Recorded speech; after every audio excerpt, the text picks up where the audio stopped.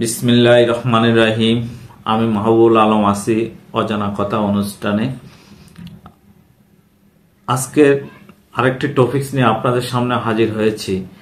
আধুনিক যুগে আমরা বিভিন্ন রিচ ফুড খেয়ে জীবনযাত্রার মান আমাদের পরিবর্তন হয়েছে এবং তার সাথে সাথে বিভিন্ন রোগ বালাই আমাদের শরীরের মধ্যে আক্রান্ত হচ্ছে। তার কারণে আমাদের বিভিন্ন ওষুধ সেবন করতে হচ্ছে। ওষুধের কারণে পায়ের গোড়ালি বা পায়ের মধ্যে পানি জমাট বেঁধে যাচ্ছে বা ফুলে যাচ্ছে। আসুন আমরা আজকে জানি রক্তচাপ ও রক্তে শর্করার ওষুধে কি পা ফুলে যেতে পারে। চলুন জেনে নিই। আধুনিক জীবন যাপন যাত্রা করার পরে মানুষ এখন নানা রোগে আক্রান্ত হচ্ছেন।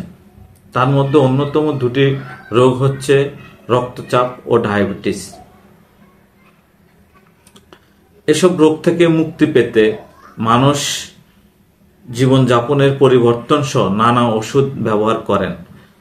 আর কিছু ওষুধ সাধারণত পার্শ্ব প্রতিক্রিয়া হিসেবে পা ও গোড়ালি ফুলে যেতে পারে, এমনটাই জানিয়েছেন নিউরোলজিস্ট ডাক্তার সুধীর কুমার। উনি তার ইনস্টাগ্রামে যে মতামত দিয়েছেন তা হচ্ছে অনেক প্রচলিত ওষুধের পার্শ্ব প্রতিক্রিয়া পা ফুলে যেতে পারে।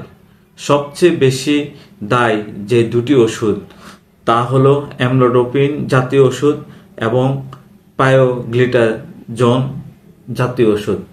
অ্যামলোডোপিন ওষুধটি রক্তচাপ কমাতে ব্যবহার করা হয়, আর পায়োগ্লিটাজোন ওষুধটি যা টাইপ 2 ডায়াবেটিসে রক্তের শর্করা নিয়ন্ত্রণে সাহায্য করে। হায়দ্রাবাদের ডাক্তার কুমার ব্যাখ্যা করেন, অ্যামলোডোপিন শরীরের ছোট রক্তনালীগুলো প্রসারিত করে, ফলে তরল পদার্থ আশেপাশের টিস্যুতে জমে যায়। অন্যদিকে পায়োগ্লিটাজোন শরীরে সোডিয়াম ও পানি জমিয়ে রাখে, যার ফলে পা বা পায়ের গোড়ালি নরম হয়ে যাওয়া বা ফুলে যেতে পারে। বয়স্কদের ক্ষেত্রে বা যারা বেশি মাত্রায় এই ওষুধ গ্রহণ করেন তারা এই সমস্যা পড়তে পারেন। এছাড়াও প্রেগ্যাবালিন নামের একটি ওষুধ যা সাধারণত স্নায়ুর ব্যথায় ব্যবহার করা হয়, সেটিও একই রকম ফোলাভাব সৃষ্টি করতে পারে। এই ওষুধ ক্যাপিলারি পারমিয়াবিলিটি বাড়িয়ে দেয় এবং শিরায় রক্ত জমে থাকে, ফলে পায়ের নিচে ফোলাভাব বা ফুলে যেতে দেখা যায়। তিনি আরো পরামর্শ দেন, যদি কেউ নতুন করে এই ওষুধগুলো শুরু করার পর পায়ে ফোলাভাব লক্ষ্য করেন তাহলে অবশ্যই চিকিৎসকের সঙ্গে যোগাযোগ করা উচিত। প্রয়োজনে ওষুধের ডোজ পরিবর্তন ও বিকল্প ওষুধ বিবেচনা করা যেতে পারে। একই মত প্রকাশ করেছেন ডায়াবেটোলজিস্ট ও ওজন নিয়ন্ত্রণ বিশেষজ্ঞ ডাক্তার রাজীব কবির। তিনি বলেন, অ্যামলোডোপিন ও পায়োগ্লিটাজোনের মতো কিছু ওষুধে কিছু মানুষের পায়ে বা গোড়ালে সামান্য ফোলাভাব হতে পারে। অ্যামলোডোপিন রক্তনালী শিথিল করে, কিন্তু নিচের অংশে তরল জমতে পারে। আবার পায়োগ্লিটাজোন শরীরের অতিরিক্ত পানি ধরে রাখে, ফলে পায়ে ফুলা যাওয়ার সম্ভাবনা থাকে। তবে সবার ক্ষেত্রে এটি ঘটে না বলে জানান ডাক্তারগণ। তিনি আরো বলেন, এই ওষুধগুলো সঠিক চিকিৎসকের তত্ত্বাবধানে নিলে নিরাপদ ও কার্যকর।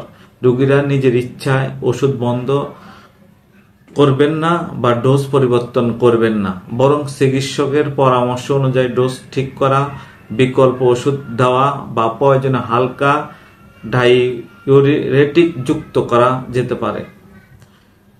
সব শেষে ডাক্তারগণ পরামর্শ দিয়েছেন যে রোগীদের উচিত নিয়মিত চেক আপ করা এবং পার্শ্ব প্রতিক্রিয়া দ্রুত জানানো। নিজের শরীরের ব্যাপারে সচেতন থাকুন এবং চিকিৎসকের পরামর্শ ছাড়া কোনো ওষুধ সেবন করবেন না।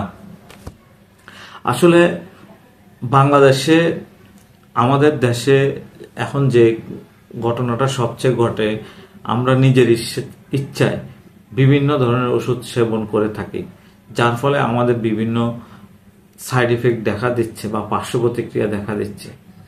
সো আসুন আমরা সবাই সচেতন হই, অপ্রয়োজনীয় ওষুধ সেবন না করি, বিশেষজ্ঞের পরামর্শ সেবন করি এবং সুস্থ থাকার চেষ্টা করি এবং খাদ্য অভ্যাস পরিবর্তন করি। যদি আমার এই চ্যানেলটি ভালো লেগে থাকে আপনারা সাবস্ক্রাইব করুন, লাইক কমেন্ট শেয়ার করুন, মতামত দিন, পথ চলা সহজ করুন। ধন্যবাদ।